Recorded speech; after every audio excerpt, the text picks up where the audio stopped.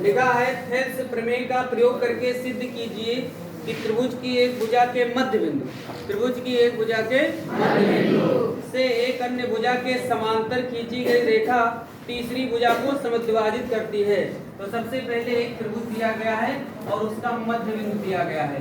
तो यहाँ पर हम एक त्रिभुज बना लेते हैं, इसका नाम क्या रख देते हैं, ABC। और एक भुजा मानो ये वाली ले लें और इसका मध्य बिंदु क्या ले दें, D मान लें इसको। ठीक, अब भुजा के मध्य बिंदु से एक अन्य भुजा इस भुजा के समांतर खींच देते हैं, ये समांतर भुजा खींच दी हमने यहाँ पर। चलिए इसको, और इसका बिंदु क्या मान लिया, E।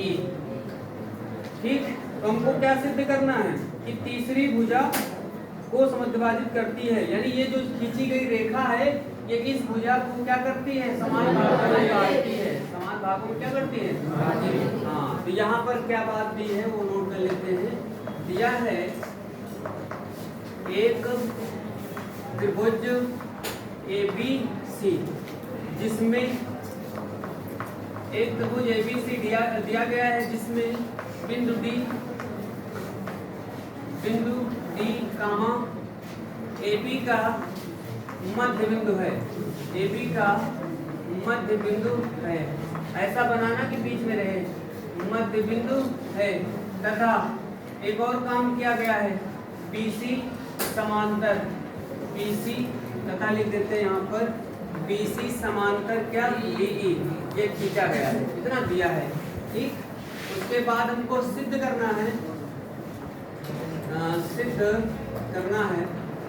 क्या सिद्ध करना है कि जो बिंदु E है वो समान अनुपात में काटता है, यानी कि AE बराबर सिद्ध करना है CE, AE बराबर CE। उपपत्ति त्रिभुज ABC में इसी में काम करेंगे, क्योंकि D इसका मध्य बिंदु है, AB का मध्य बिंदु है, AB का मध्य बिंदु है। अगर मध्य बिंदु है तो इसका मतलब क्या हो जाएगा कि AD बराबर BD हो जाएगा। AD बराबर क्या हो जाएगा, या फिर इसको हम दूसरी भाषा में लिख सकते हैं कि AD बटे BD, उधर अगर कुछ नहीं बचता तो क्या बचता है, 1। इसको हम क्या लिख सकते हैं, 1 बटे 1 भी लिख सकते हैं, नहीं लिख सकते, लिख सकते हैं, नहीं लिख सकते हैं। अगर D AB का मध्य बिंदु है तो आधा आधा बढ़ जाएगा, मतलब AD बराबर क्या हो जाएगा, BD हो जाएगा।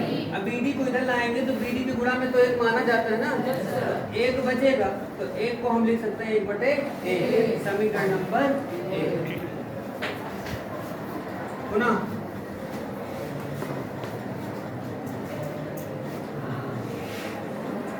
अब देखो यहाँ पर DE जो है BC की क्या है, समांतर।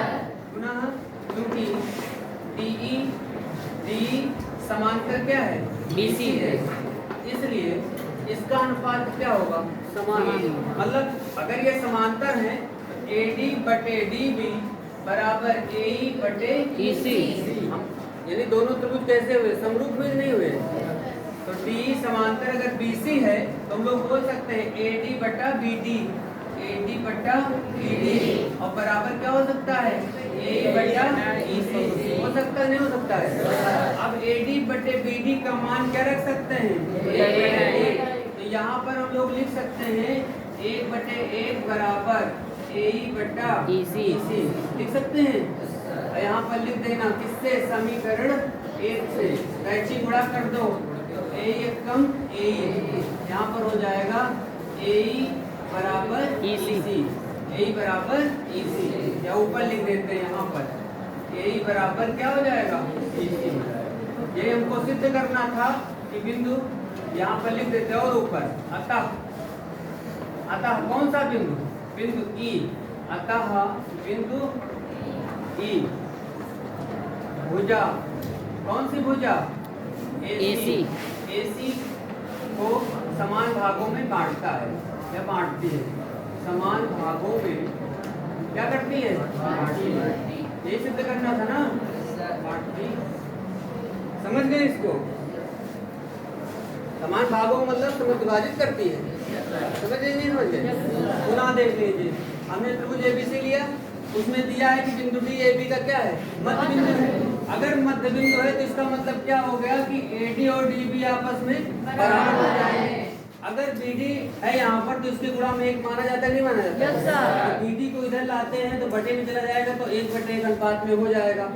अगर उसके बाद यहाँ पर दिया है कि DE और BC क्या है, समांतर है, तो समरूप त्रिभुज का नियम ये बताता है कि इस ये बटे ये बराबर ये बटे ये रख दिया और AD बटे BD का मान क्या रख दिया? 1/1 कैंची गुणा कर दिया और ये